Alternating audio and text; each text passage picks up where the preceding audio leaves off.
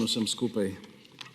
No, tale interpelacija je nekaj takega kot slaba seminarska naloga nekega srednješolca v eni umaknjeni srednji šoli. V bistvu temelji vse skupaj na govoricah in izjavah nekega Galeta, ki se po mojem mnenju ga ne moremo jemati resno. Dejstvo je, da gospod, glede na, če gledamo z profesionalnega stališča, se obnaša zelo čudno, tudi pred kamerami in ob izjavah, tako da marsikdo bi podvomil o marsičem. Drugače pa je iz te interpelacije, ki nima v bistvu ne repa ne glave, kaj šele telesa, je čutiti hudo bolečino po izgubi oblasti. To je tisto, kar ves čas preveva razmišljanje dela opozicije, kajti izguba oblasti pomeni ogromno. Pomeni izgubo položajev, izgubo medijske prevlade, ki počasi izginja, in še česa.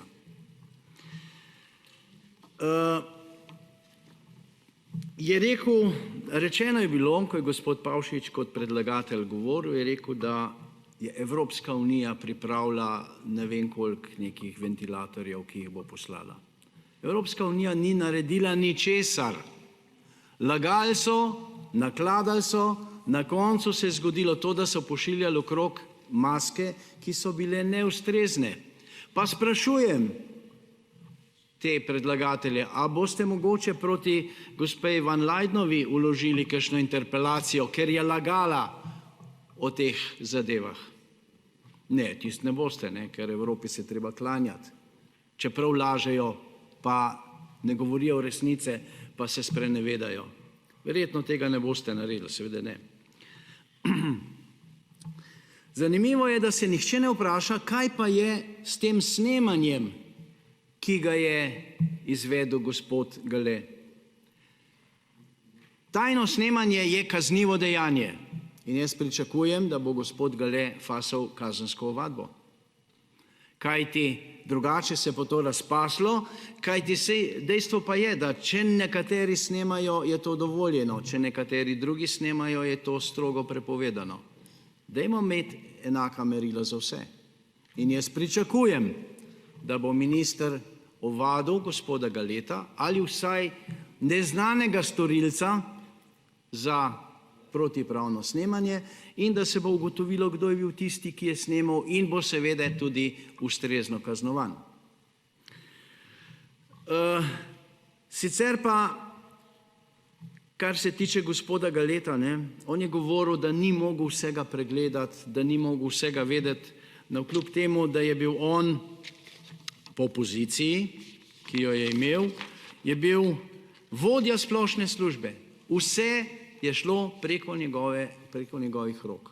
Ampak je govoril, nisem mogel vsega pogledati, se veste, kako je to hudo, toliko papirjev.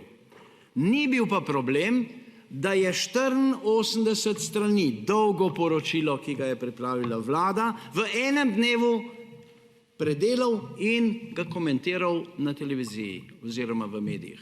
To pa ni bil problem.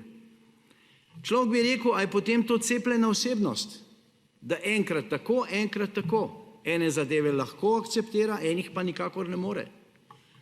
Čudno vse skupaj. Je pa gospod Pavšič rekel še eno stvar. Govoril je o pomembnosti elektronskih sporočil.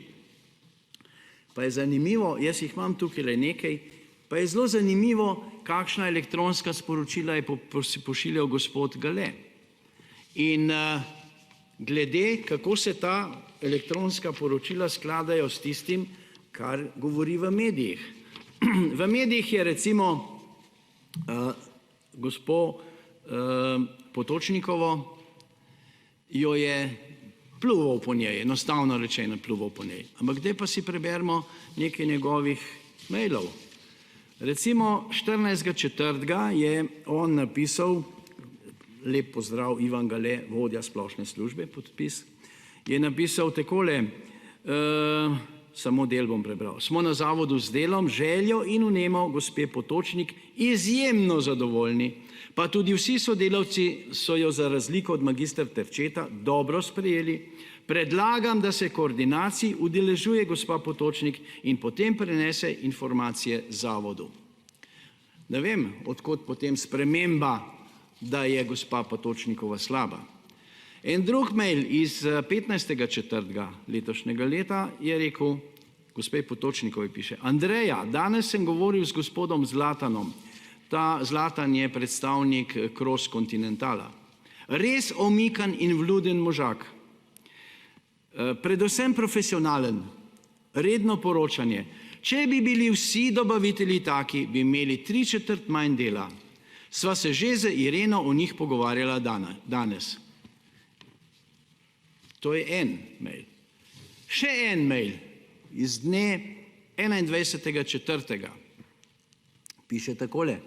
Gospa Potočnik je bila tudi skrbnica Cross Continentala. Ves čas je ona komunicirala z njimi in urejala posle.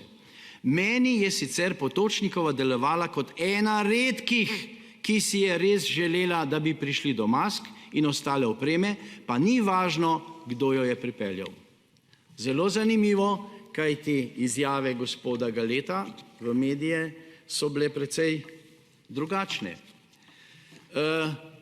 Pravzaprav pride človek do nekakega zaključka, da bi rekel, da mogoče pa gospodu Galetu sploh ni bilo do tega, da bi maske prišle v Slovenijo. Ne vem zakaj, ampak tudi to je mogoče. Človek pomisli na marsikaj. Rečeno je bilo, da bo preiskovalo ta dejanja tudi Računsko sodišče. Računsko sodišče pa ne vem, če je primerno za te preiskave. Najprej bom povedal eno stvar. Prvič, gospod Gale naj bi se srečeval z gospodom Tomažem Veselom. Zakaj? Verjetno nima ničesar takega na Računskem sodišču, da bi se v zvezi s tem poslovno srečeval.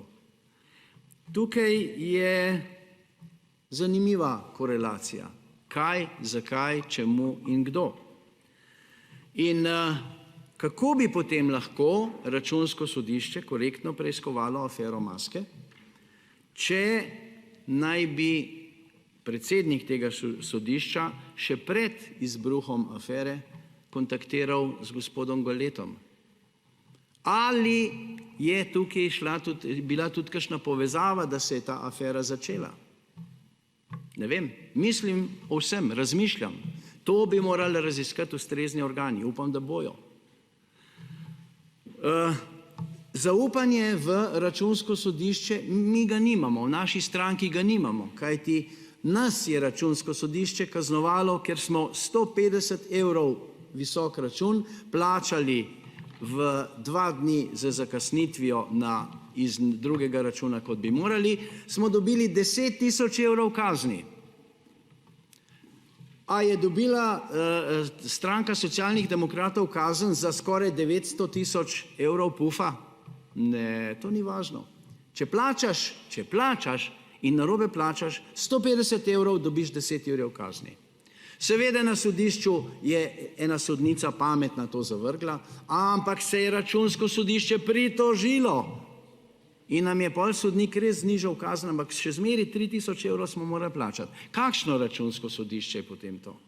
Jaz mu ne verjamem. In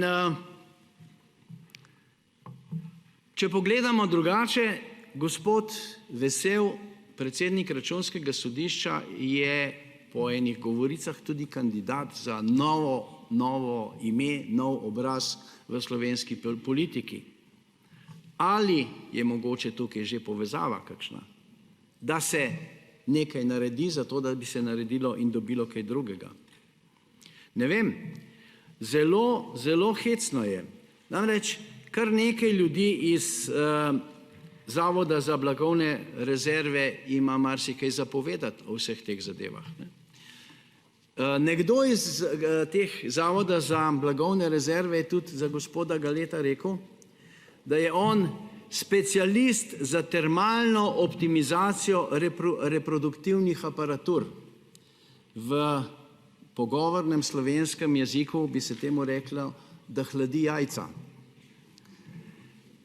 Mogoče je res, kaj vem, vse skupaj izgleda tako nekako. In potem se govori tukaj noter v papirjih, kako so vsi mogoči ljudje telefonirali in poskušali pomagati za maske. Ja, res je. Govori se, da je žena gospoda premiera telefonirala in prosila za maske. Zelo lepo, pohvalno. Vsakdo, ki je poskušal pomagati, zasluži vsaj zahvalo. Ampak so pa tudi taki, ki so jih polna usta nepravilnosti in ne vem česa še, ki pa so drugače poskušali.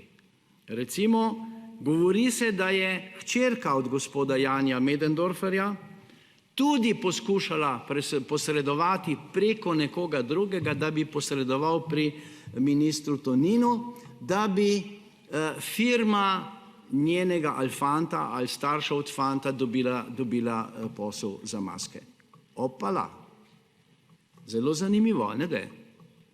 Zelo zanimivo. Pa to ni edina zgodba. Samo nima smisla dolgočasiti vseh vas tlele s temi zgodbami. Skratka, takšna interpelacija, kot jo je del opozicije vložil, je sramotna. Sramoti tudi vas, tiste, ki ste podpisali tak papir. Ta papir je pamflet. Pamflet, ki verjetno je napisan na pretrdem papirju, da bi ga uporabil za kakšno higiensko varianto. Česa več ta pamflet ni vreden. In ne vem, kako boste sploh lahko podprli, s kakšno težo boste podprli to interpelacijo. Če pripravljate interpelacijo, dajte na papir dejstva, ne pa izmišljotine. Dajte preverjena dejstva, ne pa neke govorice, ki jih govori nek Gale, o katerem tudi njegovi sodelavci na Zavodu za blagovne rezerve nimajo dobrega mnenja. Je pa res, da če pogledamo papirje in vidimo podpise, pa vidimo, da je gospod Gale podpisan na kar nekaj papirjih. Če se ne motim, na 11 pogodbah za okrog 29 milijonov evrov in mislim, da še na skoraj okrog 10 aneksih k pogodbam za približno 39 milijonov evrov. Če to skupaj seštejemo, to je skoraj 70 milijonov evrov. Podpis. Minister Počivalšek je rekel, da je bilo plačanega okrog 60 milijonov evrov. To pomeni, da je gospod Gale podpisan na več dokumentih, še za več denarja, kakor je država plačala. Ne vem, spoštovani kolegi, ki ste vložili interpelacijo, dajte drugič se posvetujte s tistimi, ki kaj vedo, s tistimi, ki jim je do resnice in pravice, ne pa na pamet zaradi bolečine po izgubi oblasti pisati take neumnosti. Hvala.